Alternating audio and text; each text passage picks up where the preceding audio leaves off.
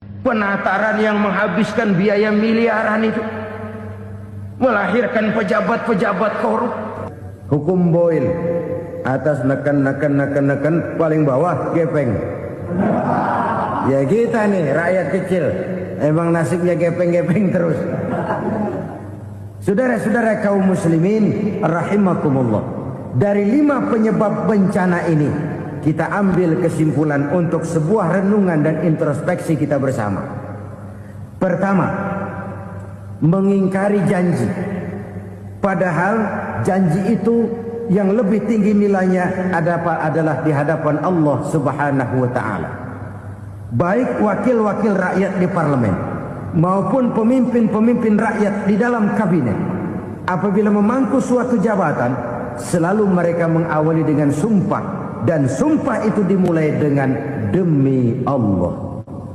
Sadarkah kita pada saat itu kita ucapkan bahwa kita sudah mempertaruhkan Allah untuk jabatan yang kita pegang? Kita sudah mempertaruhkan nama Allah untuk posisi yang dipercayakan kepada kita. Sadarkah kita bahwa menyia-nyiakan itu satu dosa yang sangat besar, yang tidak hanya kepada Allah tetapi juga kepada rakyat yang kita wakili, kepada rakyat yang kita pimpin. Saudara-saudara kaum muslimin rahimakumullah, kita menyaksikan peristiwa-peristiwa yang memilukan dan memalukan.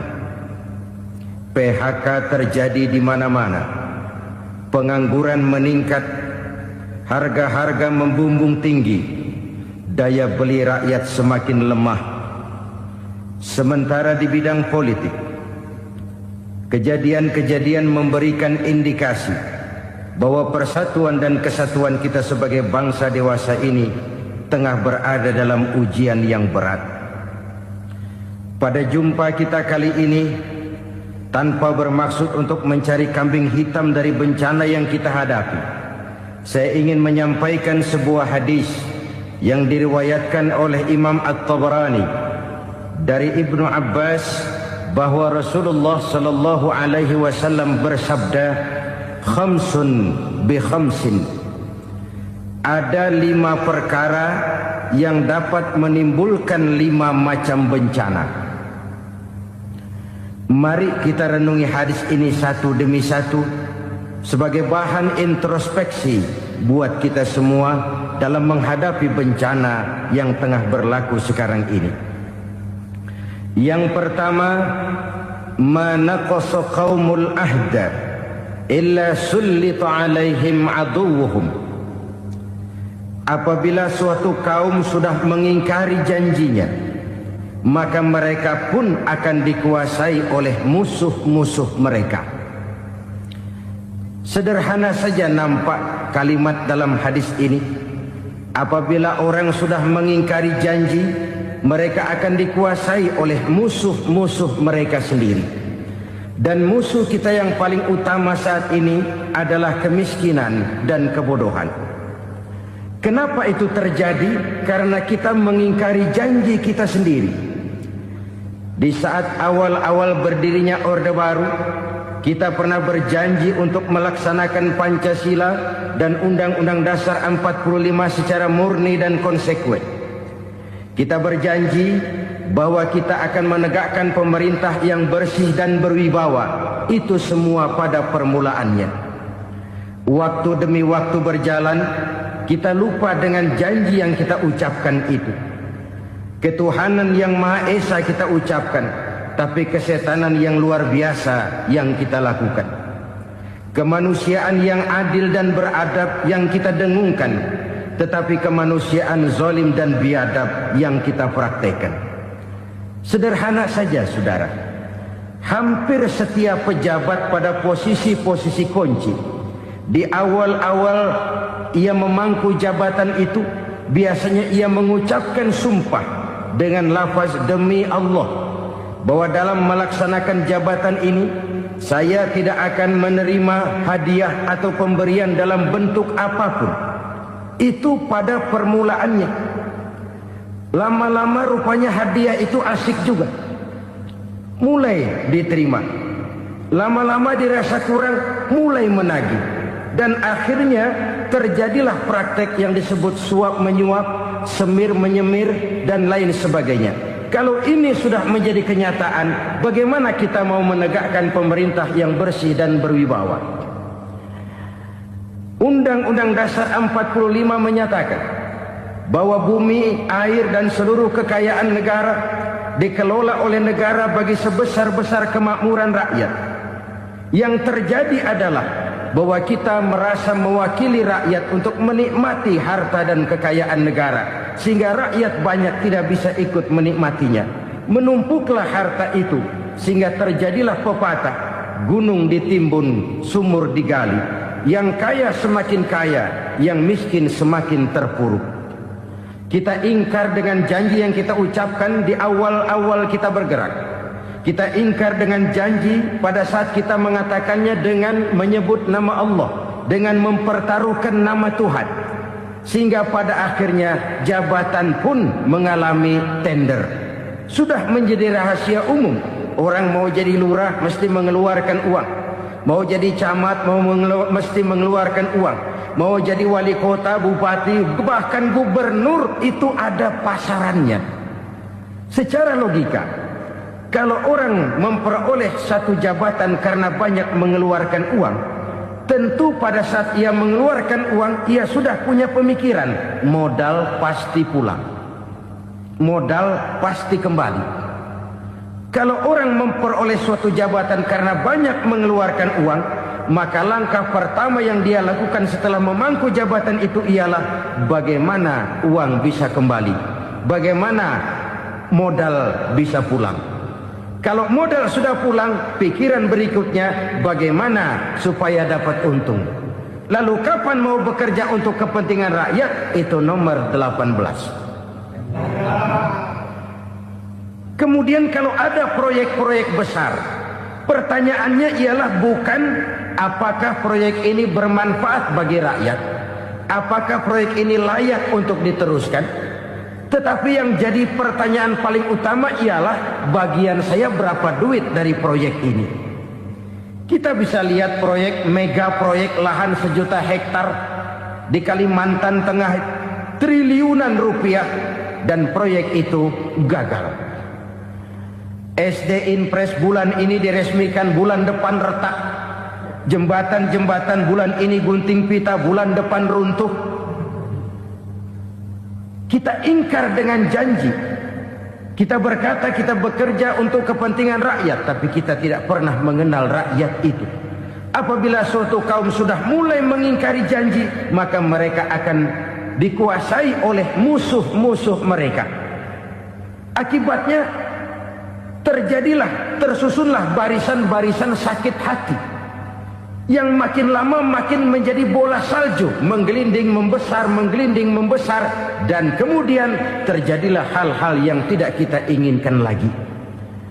Apabila suatu kaum sudah mengingkari janji, maka mereka akan dikuasai oleh musuh-musuh mereka.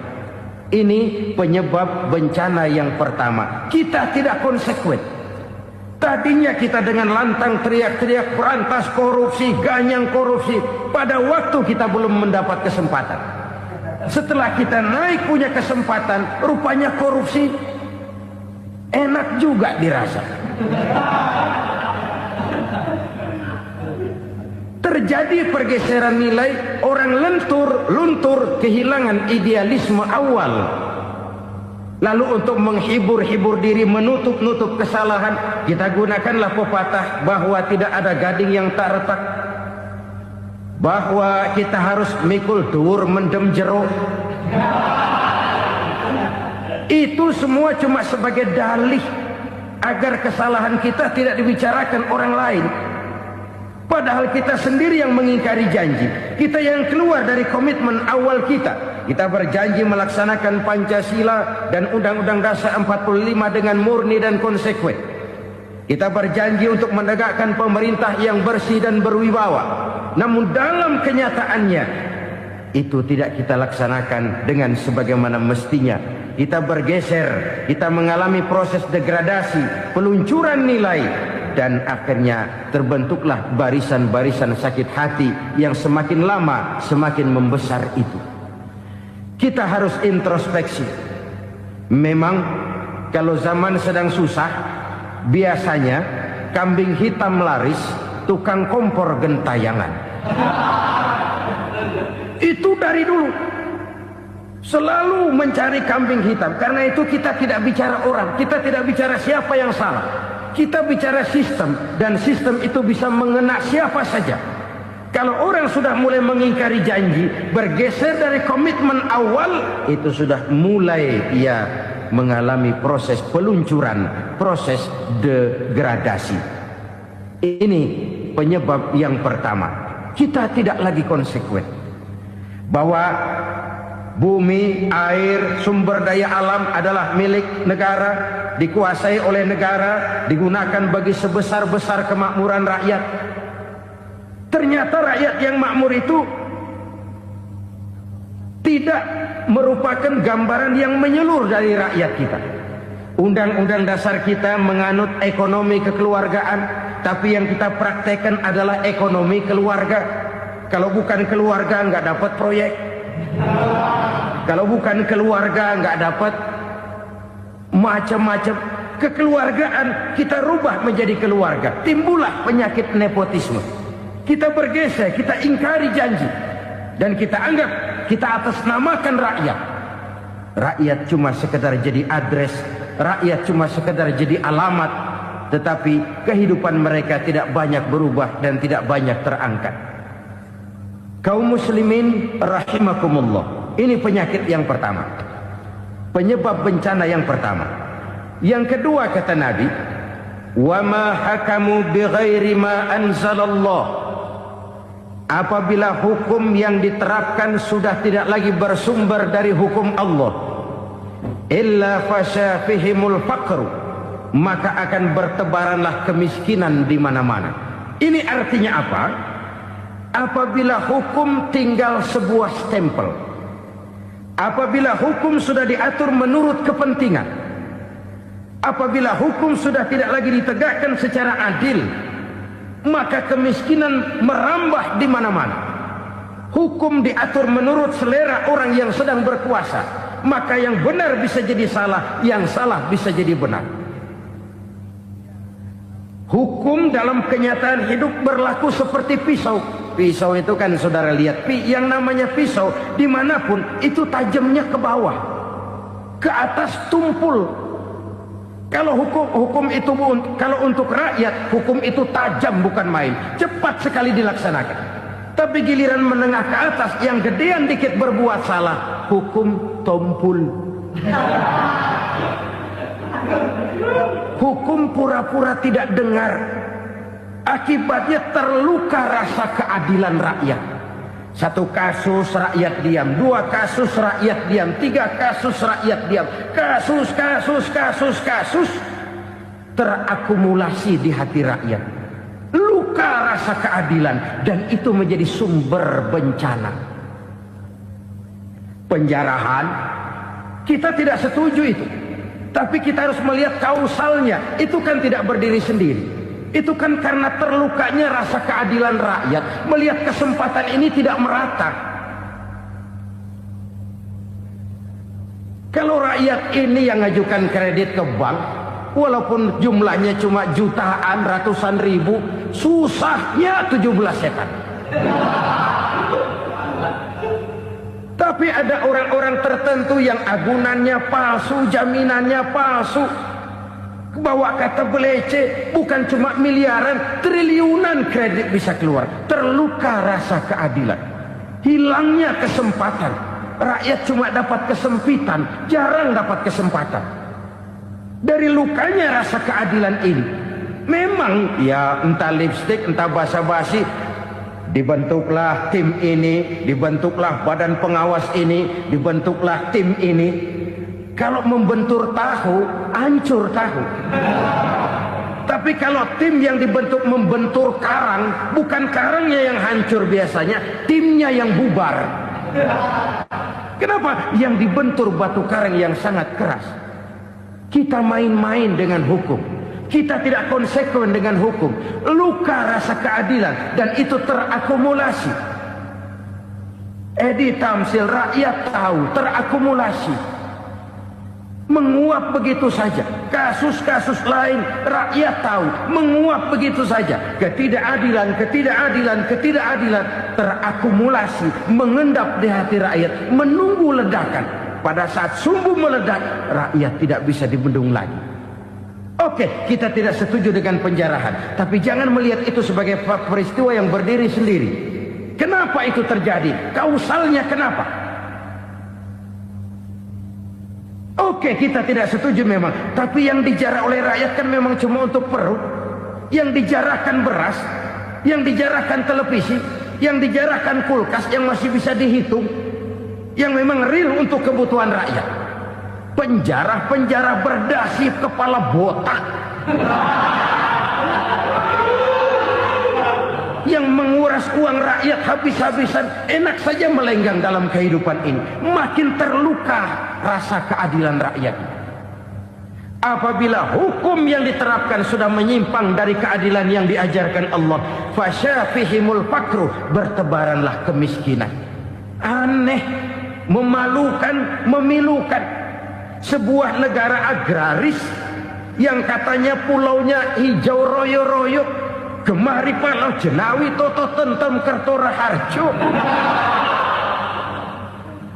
yang tahun 93 pernah mendapat penghargaan dari FAO, Badan Pangan Sedunia, sebagai negara yang berhasil dalam swasembada pangan. Sekarang ini kita terpaksa betul beli beras dari Vietnam, beli beras ke Kamboja, beli kedelai dari Kamboja. Kenapa? Lahan sawah kita habis ditanami pabrik. Teknologi kita, teknologi loncatan yang non-applied, tidak terpakai oleh kita. Lantas lahan yang tidak bisa kita tanami, kita paksakan lahan-lahan gambut menjadi tanah pertanian yang subur dengan biaya triliunan, dan kita gagal. Kita cari jarum dan kapak hilang. Kita mau jadi negara industri dengan loncatan teknologi yang maju, kita lupakan pola pijak kita sebagai negara agraris, dan akhirnya kita kecolongan. Lihatlah dewasa ini. Rakyat kita antri sembako di mana-mana. Di sebuah negara agraris. Ketidakadilan melahirkan kemiskinan. Kemiskinan moral dan kemiskinan material. Kemiskinan moral, rakyat nggak percaya lagi sama pejabat. Rakyat mengalami krisis figur. Orang, alah lu ngomong dah sama ember.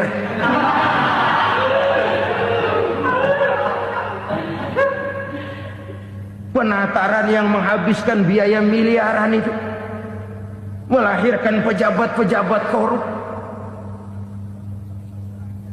Pengawasan yang menghabiskan biaya miliaran itu ternyata impoten, mandul. Kemiskinan moral. Jujur saya berkata, saudara-saudara, setelah pintu reformasi dibuka, itu yang masuk memang macam-macam. Ada yang memang punya tujuan murni, konsekuen dan punya konsep. Ada yang nunggu di tikungan, begitu mobil lewat nyamber pintu, berangkat ikut reformasi.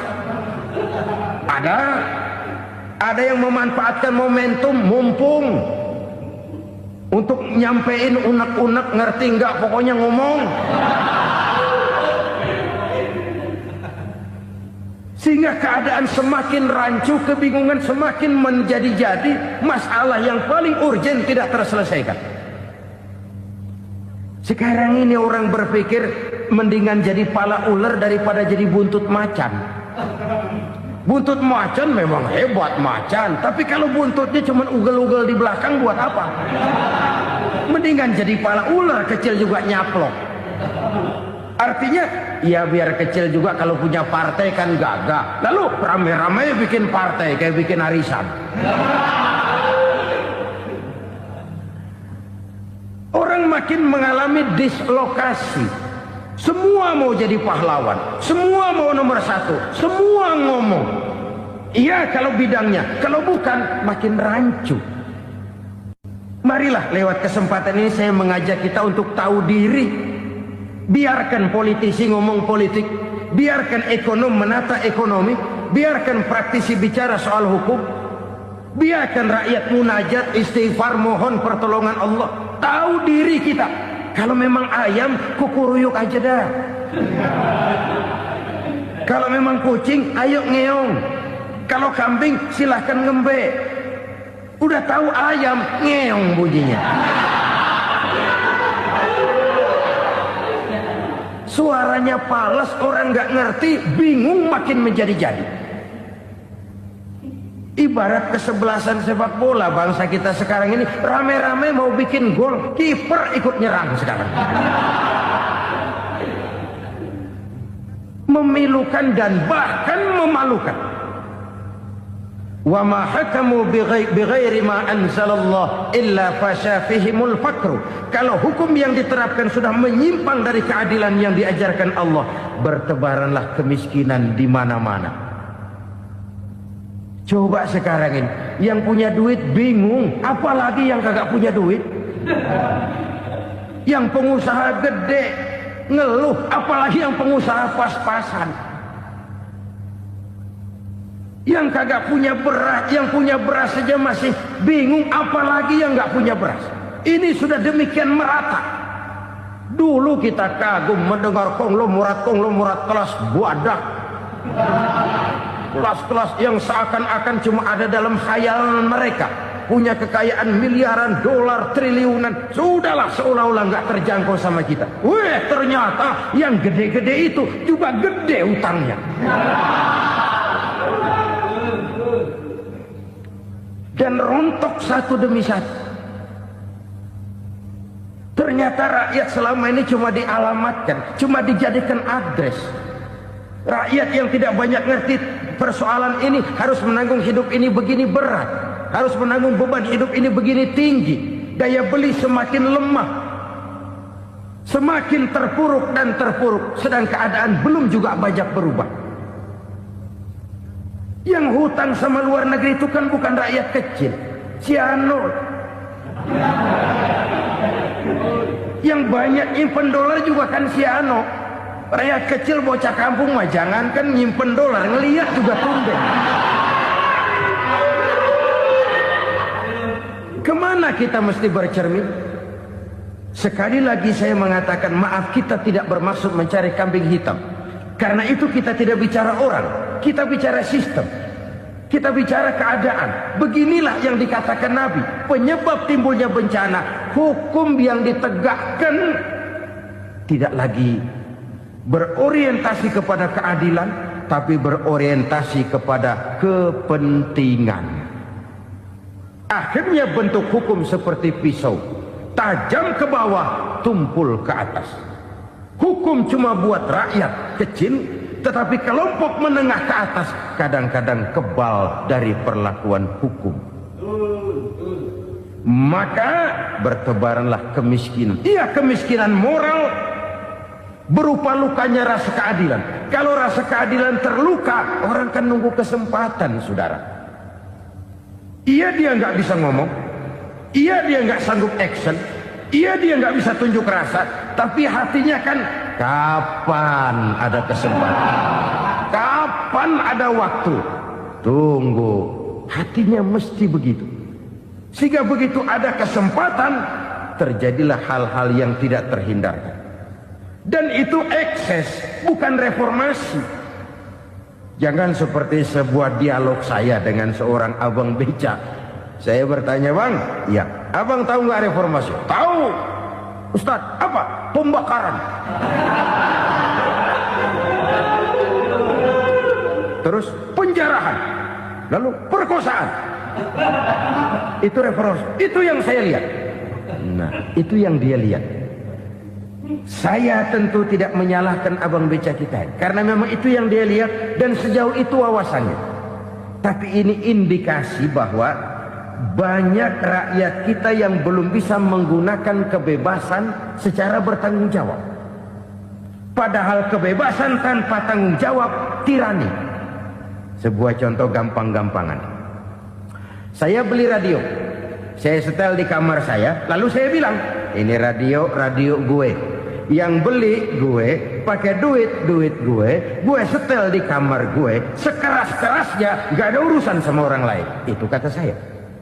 Tetapi tetangga saya sebelah rumah kan boleh juga ngomong begitu. Kata tetangga saya, ini mata gue, yang ngantuk gue tidur di kamar gue, kenapa suara radio lu nyampe kemari? Artinya apa ini? Kebebasan saya nyetel radio dibatasi oleh kebebasan tetangga saya yang mau tidur. Tidak ada kebebasan mutlak. Kebebasan mutlak tanpa tanggung jawab kembali akan melahirkan tirani, kembali akan melahirkan pemaksaan kehendak. Dan itu lagi-lagi bukan demokrasi. Saudara-saudara kaum muslimin rahimakumullah. Ini penyakit yang kedua, lukanya rasa keadilan, terutama di kalangan rakyat kecil. Itu mengendap menjadi akumulasi dan menunggu giliran kapan bisa dimuntahkan. Dengan kata lain, rakyatnya udah banyak banget makan yang perutnya jadi enak, nyelam. Kapan nunggu muntahnya? Udah begini banyak akumulasi yang mereka pendam di perut ini, sehingga ketika terjadi kesempatan itu sudah tidak terkendalikan lagi. Kita out of control. Saya tidak mentolerir sikap-sikap kekerasan. Bahkan saya lebih cenderung bahwa kalau di rumah kita banyak tikusnya saja racuni, jangan rumah dibakar. Bahwa ada korupsi, ya, ada kolusi, memang ada nepotisme, tentu. Tetapi tikusnya saja racuni, jangan rumah dibakar. Masa mau ngusir tikus bakar rumah? Tikusnya lari, tikusnya selamat, rumahnya ewes-ewes.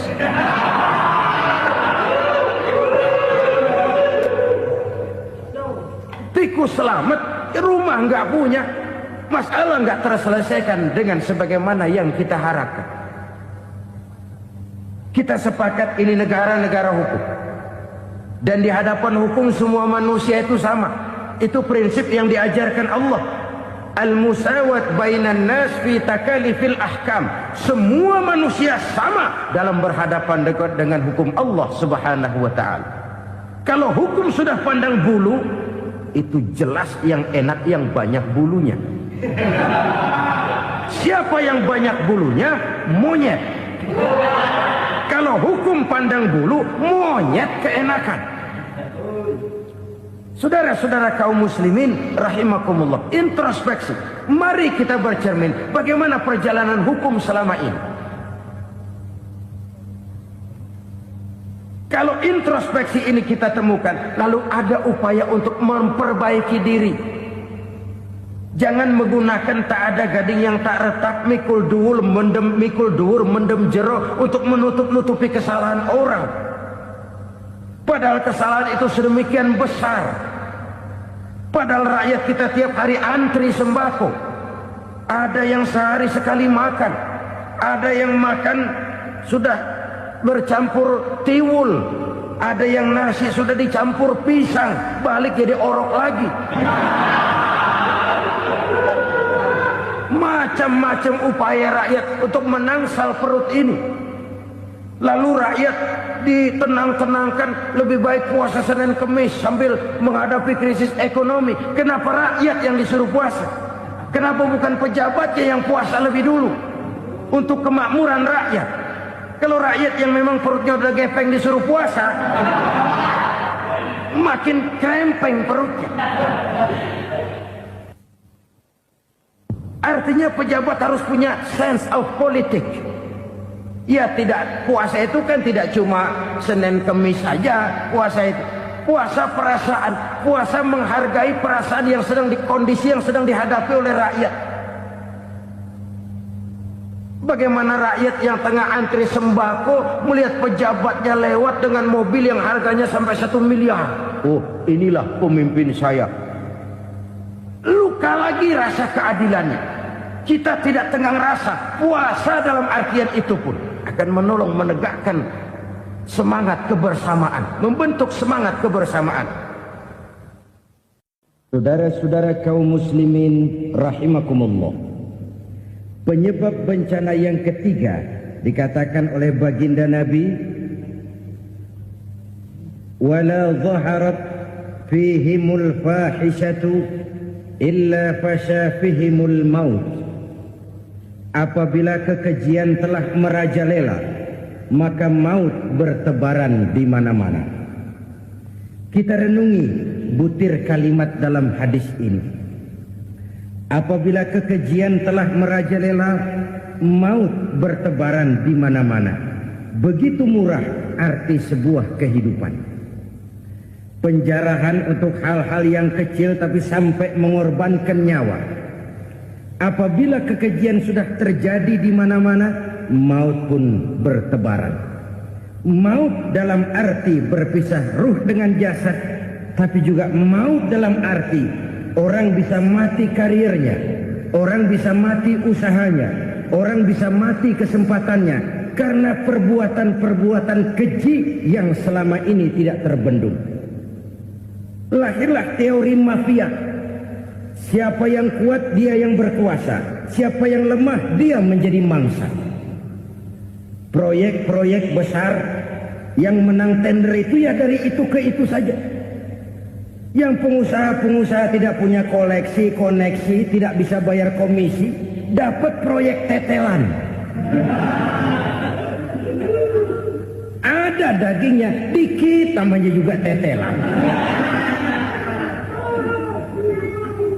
Dagingnya sudah habis disantap oleh meja. Sekian puluh meja dilalui, sekian puluh amplop dikeluarkan. Sehingga yang akhirnya ya tinggal tetelan itu tadi. Maka kualitas pekerjaan pun sudah bukan lagi jadi masalah. Demikianlah mafia-mafia ini bermunculan di mana-mana. Di pengadilan terkenal mafia pengadilan. Hukum bisa dibeli, hukum bisa dipesan menurut kebutuhan sponsor. Mafia peradilan, mafia politik, mafia ekonomi, bahkan mafia agama yang menggunakan agama sebagai kedok, menggunakan agama sebagai dalih, menggunakan agama sebagai topeng untuk melancarkan maksud-maksud politiknya pun tidak tertutup kemungkinan. Apabila kekejian telah merajalela, maut bertebaran di mana-mana. Korupsi, kolusi, nepotisme itu bagian dari kekejian. Kita selama ini kalau mendengar maksiat, itu yang terbayang cuma judi, mabuk, zina. Iya itu maksiat. Tapi korupsi, kolusi, nepotisme itu juga maksiat dalam bentuk lain. Kalau ini sudah bertebaran, maka maut terjadi di mana-mana. Jangan bayangkan cuma mati orangnya, itu sih kewajiban. Yang menyakitkan itu orangnya masih hidup tapi dibikin mati. Karirnya mati. Kenapa? Karena yang diperlukan bukan cuma orang pinter tapi orang taat. Biar pinter, kalau nggak taat minggir. Biar bodoh, kalau taat bisa nyenangin atasan, bisa nyemir, nyemur. Kumaha juragan wae ayo nama. Itu yang kadang-kadang dapat penghargaan. Tidak ada prestasi kerja kecuali bikin senang orang di atas. Kita lihat di desa-desa jalan rusak. Kalau ada berita pejabat anak mau turun, jalan rata sekali. Sampai tanah dari mana aja dikeruk buat ngeratain tuh jalan. Pejabat pulang legok lagi jalanan. Katanya kita kerja buat rakyat, nyatanya kita cuma melayani atasnya. Kenapa? Terjadi lingkaran setan. Seperti kata lagu Dul Sumbang itu. Mahasiswa takut sama dosen, dosen takut sama dekan, dekan takut sama rektor, rektor takut sama menteri, menteri takut sama presiden, presiden takut sama mahasiswa. Lah muter balik lagi. Lingkaran setan. Lingkaran setan. Saudara-saudara kaum muslimin rahimakumullah. Kekejian yang merajalela, praktek-praktek mafia yang tertuang dalam kehidupan sehari-hari menyebabkan orang mati karirnya, jasad masih hidup, karir mati, itu menyakitkan. Mati bisnisnya. Rakyat kecil pernah senang ketika cengkeh booming, harganya bagus, rakyat banyak yang pergi haji. Lalu mau ditata, lahir tata niaga cengkeh, malah amburadul.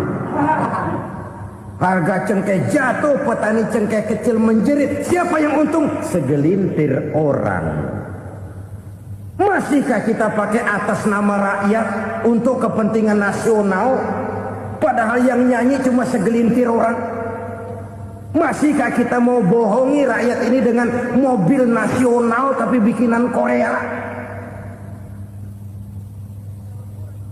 Masihkah kita mau bermain verbalisme, bermain kata? Ini sebuah masa lalu yang tidak perlu terulang lagi untuk masa-masa yang akan datang. Kekejian merajalela, orang mati karir. Bisa mati usaha, mati bisnis.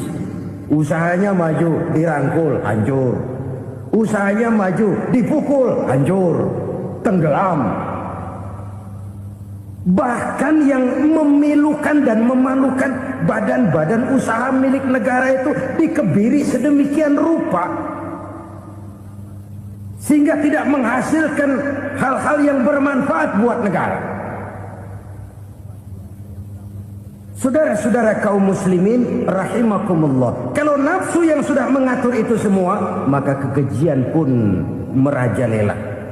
Orang sudah pakai teori mafia, yang kuat dia yang menang, yang kuat dia yang berkuasa, yang lemah silakan minggir di sudut-sudut kehidupan. Kalau kekejian seperti ini merajalela, maut bertebaran di mana-mana. Banyak orang mati karirnya, banyak orang mati usahanya, banyak orang mati imajinasinya. Sekarang ini dalam dunia seni yang banyak karyawan seni, bukan seniman.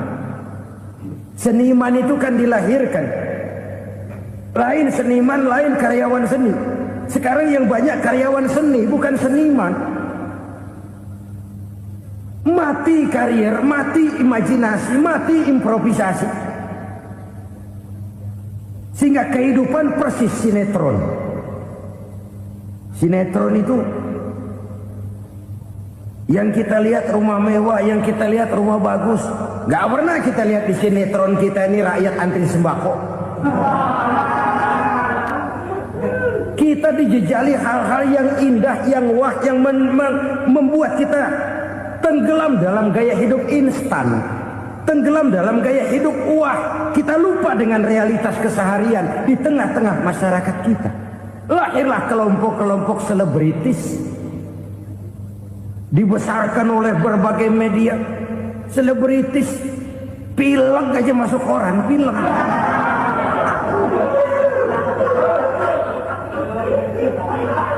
Rakyat yang pingsan antri beras nggak masuk koran.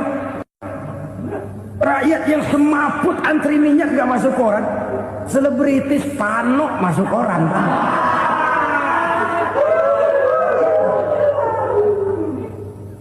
Kita besarkan hal-hal kecil, kita kecilkan hal-hal besar. Karena apa? Kita mengejar oplah. Kita profit oriented, tidak lagi berorientasi kepada realitas hidup yang kita hadapi ini. Kalau kekejian sudah merajalela, kata Nabi, maka maut bertebaran di mana-mana. Maut dalam artian maut, coba lihat sekarang begitu murah nyawa. Karena 1000 perak orang mau nusuk bunuh. Karena beras seliter orang khilaf, begitu murah kehidupan. Tapi kekejian dalam bentuk korupsi, kolusi, nepotisme, kekejian dalam bentuk itu mematikan karir, mematikan bisnis, mematikan imajinasi, mematikan kreativitas. Itu juga maut dalam bentuk lain akibat kekejaman lain. Ini penyebab yang ketiga. Yang keempat, penyebab bencana menurut baginda Rasul, wala tuffiful mikyala illa muni'un nabat. Apabila timbangan sudah dicurangi, maka tercegahlah tumbuh-tumbuhan. Apabila timbangan sudah mulai curang, maka terjadilah musim paceklik. Apabila bisnis sudah bergaya mafia tadi itu, kecurangan-kecurangan terjadi, tender di balik pintu, yang dimenangkan cuma kelompok-kelompok yang bisa memberikan presentasi yang besar, muni'un nabat, terjadilah paceklik. Paceklik, panen gagal, wereng ya wereng, kemarau panjang, it's okay, air sulit, iya, tetapi kan semua itu ada yang ngatur. Kemarau ada yang ngatur, belalang itu ada yang ngatur, air itu juga ada yang ngatur. Yang ngatur itu yang serba maha. Kalau ia murka melihat kecurangan timbangan, Allah itu kalau murka kan gampang saja, tinggal komandoin balang, lang, hancurin tuh sawah. Konvoy belalang, konvoy. Allah tinggal ngutik angin El Nino, mampir lo ke Indonesia. Hujan nggak turun-turun, kemarau panjang. Jadi kalau musim kemarau kan namanya anginnya El Nino. Kalau musim hujan anginnya namanya La Nina. Cakep namanya, kejem orangnya. Saudara lihat Cina sekarang sedang kena La Nina, banjir besar, ribuan orang meninggal. Dia mah ribuan mati kagak berasa, rakyatnya miliaran. Bangladesh lagi ngalami La Nina, India lagi ngalami La Nina. Angin, hujan, kemarau, belalang, itu kan ada yang ngendaliin. Kuncinya bukan di belalangnya, kuncinya bukan di peredaran matahari berputar, kuncinya di atas yang mengatur semua itu.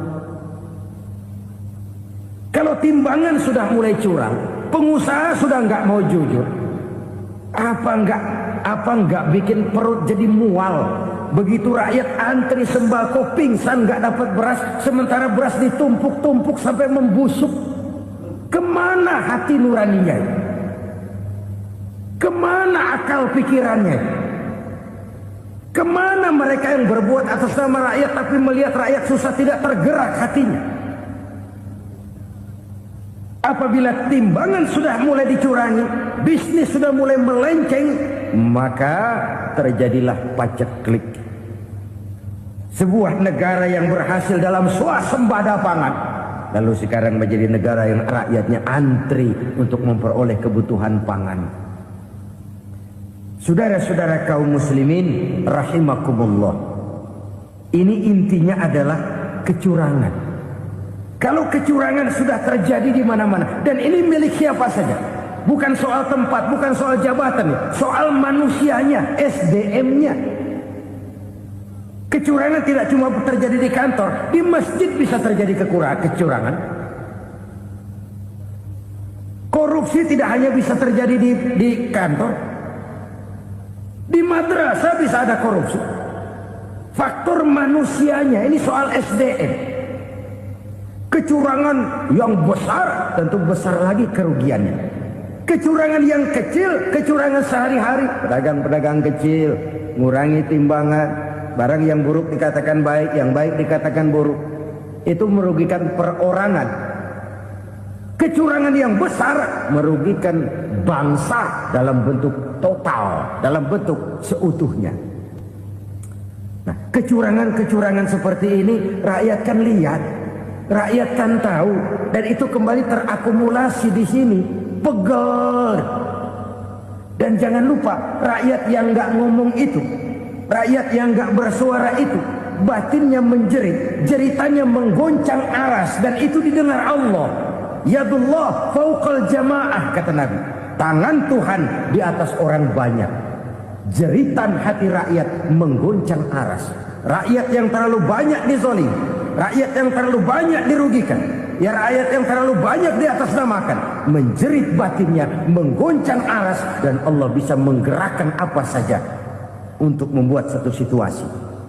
Allah bisa menggerakkan apa saja untuk membuat satu situasi. Saudara-saudara kaum muslimin rahimakumullah, ini faktor yang ketiga, timbulnya kecurangan. Faktor yang keempat maksud saya.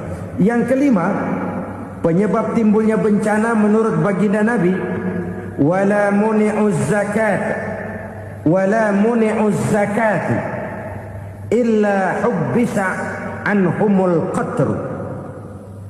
Apabila zakat enggan dibayar, maka tercegahlah qatrun. Qatrun ini kalau bahasa kita sembako. Maka tercegahlah kebutuhan-kebutuhan yang kita perlukan.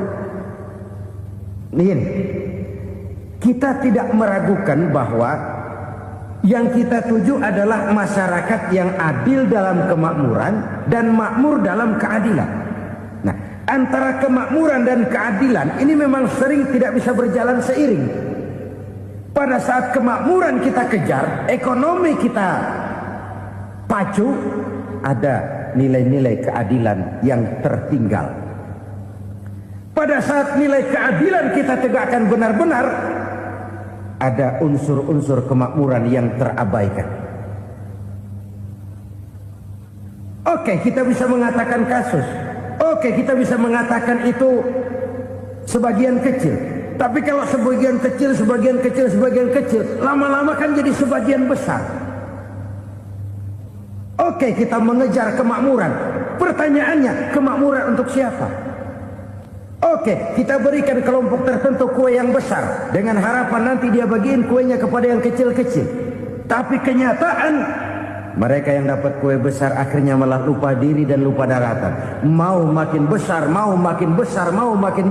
malah memeras yang kecil-kecil ini. Sekarang kan yang kecil modali yang besar. Ramai-ramai buka bank, ternyata kamuflase. Uang banknya untuk kredit perusahaannya sendiri. Nasabahnya rakyat kecil. Artinya apa? Rakyat kecil disuruh modalin orang yang udah gede. Ini kan sumber geledek urusan.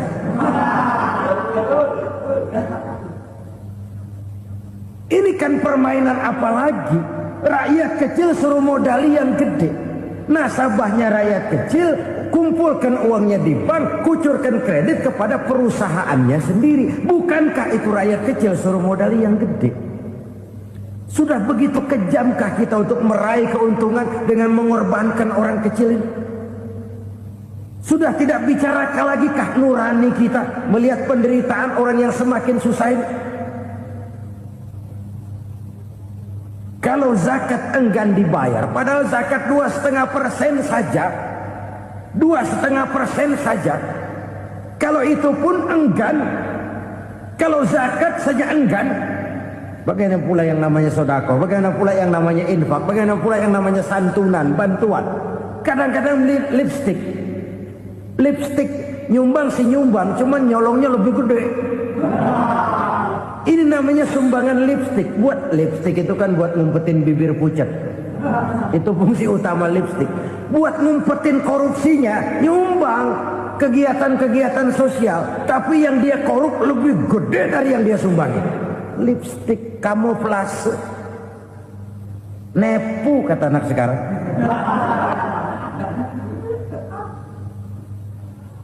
Saudara-saudara kaum muslimin rahimakumullah, demikian berat kewajiban zakat ini sampai di zaman Sayyidina Abu Bakar pernah keluar komando perangi orang yang enggan membayar zakat. Perangi, karena fungsi zakat adalah menjembatani antara si kaya dengan si miskin.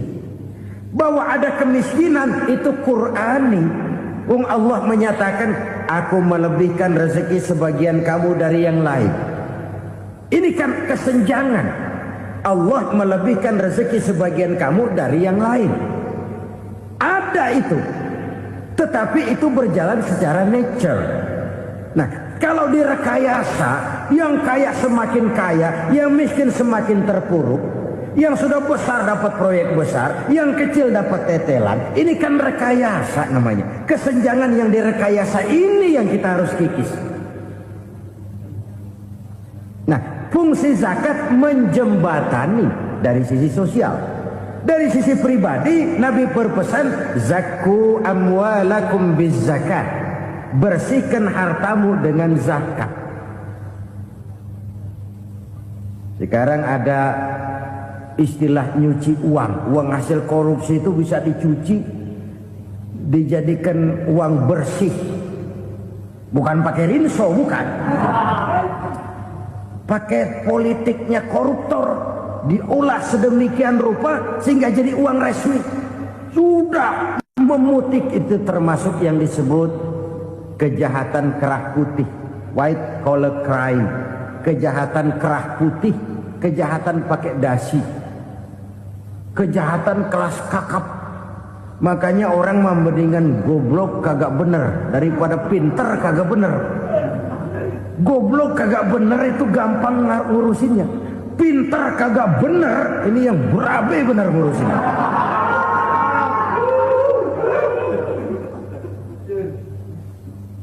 Kita bukan cuma perlu orang pinter kok di zaman sekarang. Kita perlu orang-orang benar, yang punya komitmen, yang sesuai kata dan perbuatan, yang bisa merasakan apa yang dirasakan oleh rakyat, yang punya sense of politik yang tinggi, yang peka, yang penuh keterbukaan, yang punya wawasan dan pandangan jauh ke depan. Dari sisi pribadi, zakat itu membersihkan harta kita. Ya, dia tercampur dengan yang subuhat, dia bahkan mungkin tercampur dengan sedikit-sedikit yang haram. Itu zakku amwalakum biz zakat. Bersihkan hartamu dengan zakat itu. Pada sisi sosial ia menjembatani, pada sisi pribadi ia membersihkan harta kita. Karena itu kalau kita minta berdoa minta rezeki, syarat rezeki itu halalan thayyiban wasi'an. Nggak pernah kurang dari 3 itu. Halal, bagus, banyak. Halal, bagus, tapi sedikit, susah ngaturnya. Halal, banyak, tapi kurang bagus. Buat apaan? Bagus, banyak, tapi haram. Enggak ada artinya. Sebab kata Imamul Ghazali, kalau kau terlalu suka memakan makanan yang haram, dikunyah masuk ke dalam perut besar, digiling oleh perut besar, menghasilkan energi, menggerakkan sel-sel pembuluh saraf, kau juga akan cenderung berpikir yang haram. Kalau sudah cenderung berpikir yang haram, perbuatan pun akan mengarah kepada perbuatan-perbuatan yang haram. Dulu waktu kelompok Jimbaran 200 konglomerat Indonesia kumpul dihimbau supaya sekian persen kasih pengusaha lemah. Itu kan cuma sekedar belas kasihan, tidak banyak menolong keadaan. Dan bukan itu yang diperlukan pengusaha-pengusaha kecil. Yang diperlukan adalah berikan kami kesempatan seperti mereka dapat kesempatan. Berikan kami peluang seperti mereka juga dikasih peluang. Kalau cuma dikasih 100 juta, 200 juta hari ini, usaha kami nggak ada prospeknya, peluang kagak ada, kan sama juga bohong. Diceburin ke kali, disuruh berenang, tangan diikat, mendingan mampusin ketahuan. Ayo berenang, berlomba, tangan diikat, kaki diikat. Sama saja nyuruh mati. Jadi jangan kasih ikannya, kasih kailnya. Yang diperlukan pengusaha kecil menengah ke bawah itu bukan cuma sekedar belas kasih dari konglomerat-konglomerat besar. Berikan kami peluang seperti mereka juga dapat peluang. Berikan kami kesempatan seperti mereka dapat kesempatan. Berikan kami kredit dengan kemudahan seperti mereka juga kalau minta kredit begitu mudahnya. Menciptakan peluang dan kesempatan, pemerataan. Bukan menciptakan manusia Indonesia dengan standar ekonomi yang sama, semua rumahnya harus sama, semua punya mobil. Itu sih kebersamaan bebek. Bebek, coba lihat bebek, satu ngalor semua, satu ngidul semua. Kebersamaan bukan itu. Kebersamaan adalah menciptakan peluang. Kalau yang kaya bisa semakin kaya, kenapa yang miskin tidak bisa ikut naik jadi sedikit kaya? Kalau pengusaha yang sudah kuat bisa bertambah menjadi kuat dengan proyek mega proyek, kenapa yang menengah tidak bisa ikut menjadi kuat? Dan kenapa kekejian itu merajalela? Kita dengar lewat berita-berita PLN tekor, PLN hutang. Kenapa? Dia beli listrik dari swasta yang belinya lebih mahal daripada penjualannya. Artinya dia beli itu listrik dari perusahaan listrik swasta, dia jual kepada rakyat lagi. Harga jualnya lebih murah daripada dia beli kepada swasta. Kenapa? Ada tekanan lagi tuh. Biasa siklus lagi. Hukum Boyle. Atas neken, paling bawah gepeng. Ya kita nih rakyat kecil, emang nasibnya gepeng terus. Saudara-saudara kaum muslimin rahimakumullah, dari 5 penyebab bencana ini kita ambil kesimpulan untuk sebuah renungan dan introspeksi kita bersama. Pertama, mengingkari janji, padahal janji itu yang lebih tinggi nilainya adalah di hadapan Allah Subhanahu wa taala. Baik wakil-wakil rakyat di parlemen maupun pemimpin-pemimpin rakyat di dalam kabinet, apabila memangku suatu jabatan, selalu mereka mengawali dengan sumpah, dan sumpah itu dimulai dengan demi Allah. Sadarkah kita pada saat itu kita ucapkan bahwa kita sudah mempertaruhkan Allah untuk jabatan yang kita pegang? Kita sudah mempertaruhkan nama Allah untuk posisi yang dipercayakan kepada kita. Sadarkah kita bahwa menyia-nyiakan itu satu dosa yang sangat besar, yang tidak hanya kepada Allah tetapi juga kepada rakyat yang kita wakili, kepada rakyat yang kita pimpin.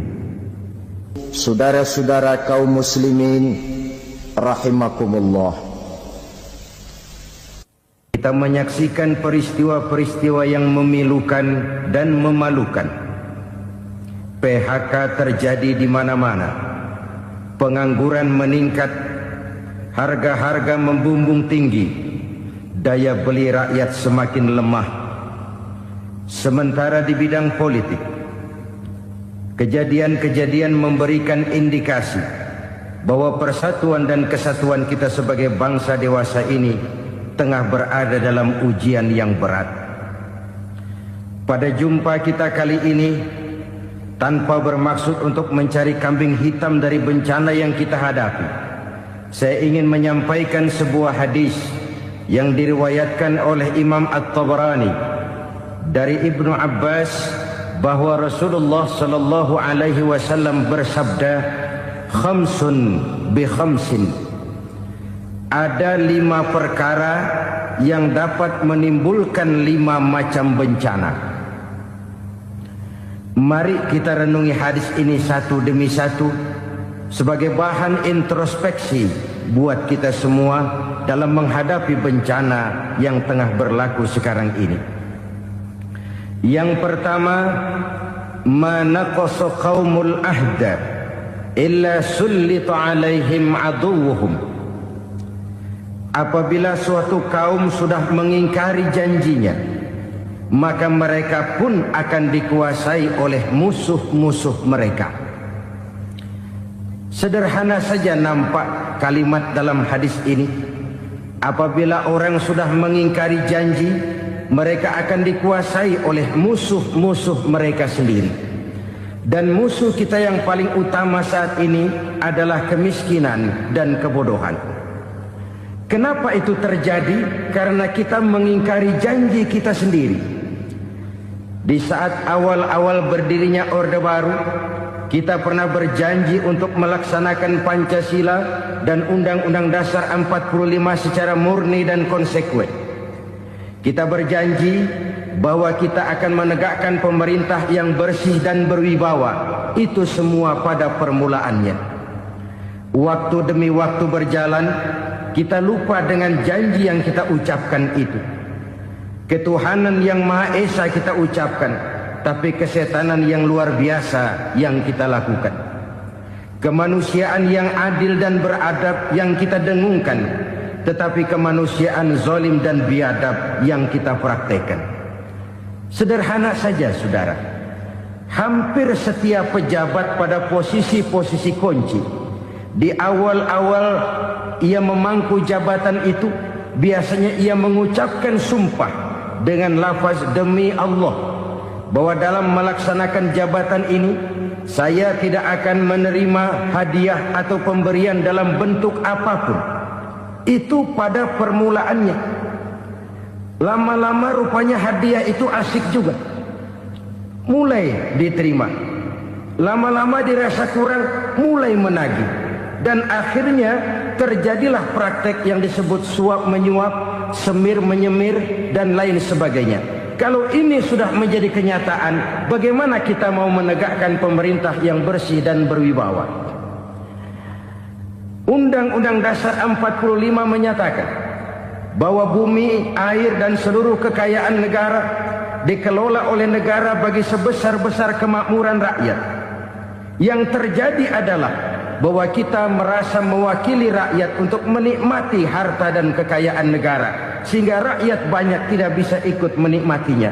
Menumpuklah harta itu sehingga terjadilah pepatah, gunung ditimbun, sumur digali. Yang kaya semakin kaya, yang miskin semakin terpuruk.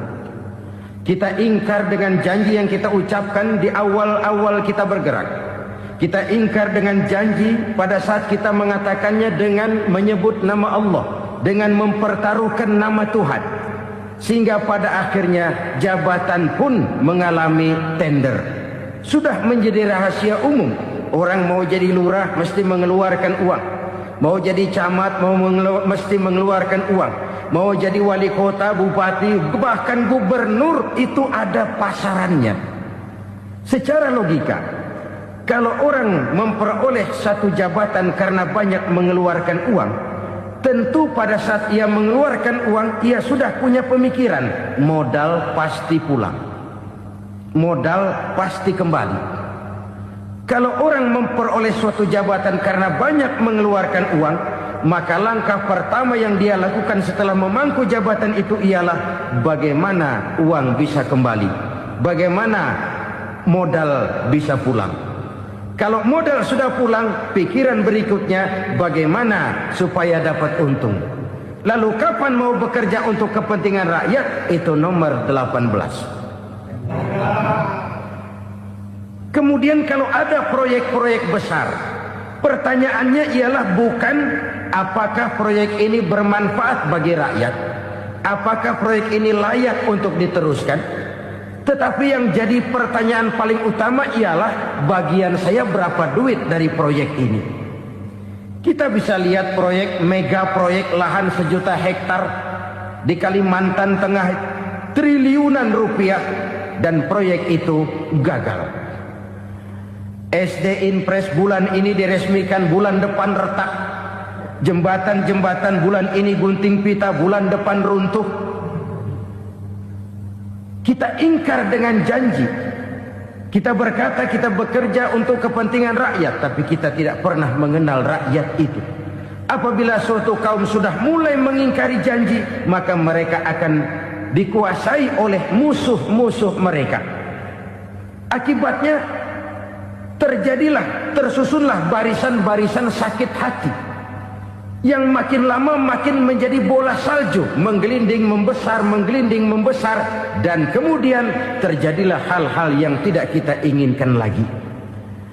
Apabila suatu kaum sudah mengingkari janji, maka mereka akan dikuasai oleh musuh-musuh mereka. Ini penyebab bencana yang pertama. Kita tidak konsekuen. Tadinya kita dengan lantang teriak-teriak berantas korupsi, ganyang korupsi. Pada waktu kita belum mendapat kesempatan. Setelah kita naik punya kesempatan, rupanya korupsi enak juga dirasa. Terjadi pergeseran nilai, orang luntur kehilangan idealisme awal. Lalu untuk menghibur-hibur diri, menutup-nutup kesalahan, kita gunakanlah